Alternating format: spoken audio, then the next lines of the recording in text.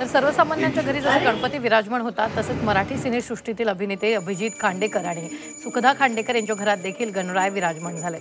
विशेष बाब म्हणजे लग्नात नेसलेल्या साडीचा सुखदा खांडेकर यांनी देखावा केला। तर बापाला आवडणारे चांगले गोड पदार्थ ताव मारून खातो अशी प्रतिक्रिया अभिजित यांनी दिली। तर सर्वांनी एकत्र येऊन कुटुंबासोबत गणेशोत्सव साजरा करावा असं आवाहन देखील त्यांनी केलेलं आहे। झी 24 तासच्या स्पेशल बुलेटिनसाठी याचा आढावा घेतलाय स्वतः अभिनेता अभिजित खांडेकर यांनी।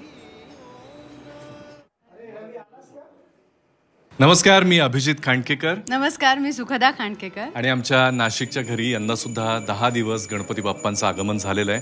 आम्ही दरवर्षी काहीतरी नवीन करायचा प्रयत्न करत असतो। यंदा एक मंदिराचा देखावा करण्याचा प्रयत्न केलाय आणि देखावा म्हटल्यानंतर सुखदा आणि बाबा यांच्याकडे ते डिपार्टमेंट आमचं असतं, त्यामुळे यंदा सुद्धा या देखाव्यामध्ये आमची बारीकशी मदत माझी आहे, पण बाकी मुख्य काम बाबा आणि सुखदा यांनीच केलेलं आहे।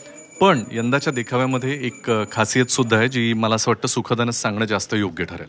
या मंदिराच्या मागे जी पैठणी बघत आहात तुम्ही, त्या पैठणीवर माझं लग्न झालंय। आमच्या लग्नाचे विधी ही नऊवार पैठणी नेसून मी केलेत आणि ही पैठणी मी जेव्हा घेतली तेव्हा ती 11 वार होती।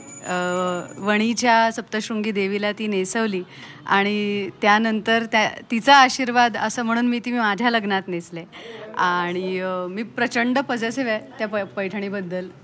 मी स्वतः फार त्यानंतर एकदा नेसली असेल, खूप काळजी घेते मी तिची। मला असं वाटलं की ती पैठणी बाप्पाच्या आसपास असेल 10 दिवस तर त्यांचाही आशीर्वाद मला मिळेल आणि मला असं वाटलं की ते सगळं दिसेल खूप सुंदर, कारण आम्हाला यावेळेस मंदिराचा एक असा रॉयल देखावा माझ्या मनात होता करावा।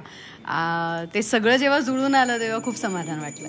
दरवर्षी आपण स्वतः केलेली सजावट बाप्पांसाठीची तुम्हाला एक वेगळाच आनंद देऊन जाते। बाकी बाजारामध्ये सगळ्या वस्तू मिळतच असतात, पण आपण मनापासून घरी आलेल्या पाहुण्याचा जसा पाहुणचार करतो साधारण त्याच भावनेनं 10ही दिवस बाप्पांना कुठलाही त्रास होऊ नये असा आपला सगळ्यांचाच प्रयत्न असतो। अर्थात त्यामागे एक स्वार्थी हेतू हाही असतो की मोदक आपल्याला जास्तीत जास्त खायला मिळावेत, त्यामुळे त्यांना नैवेद्य देऊनही शेवटी त्यांचा फन्ना आम्हीच उडवतो।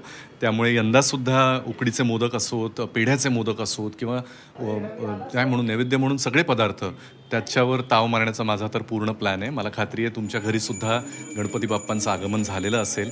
तुम्हा सगळ्यांनासुद्धा आमच्याकडून, आमच्या कुटुंबियांकडून गणेशोत्सवाच्या मनापासून शुभेच्छा। तुमच्या घरी 1.5 दिवस, 5 दिवस गौरी गणपती असतील किंवा 10 दिवस गणपती असेल, त्यांचं वाजत गाजत अत्यंत मंगलमय वातावरणामध्ये सगळं तुमच्या हातून होऊ दे। तुमच्या मनातल्या सगळ्या मनोकामना गणपती बाप्पा पूर्ण करोत अशीच आम्हा सगळ्यांची त्याच्या चरणी प्रार्थना। गणपती बाप्पा मोरया। मोरया।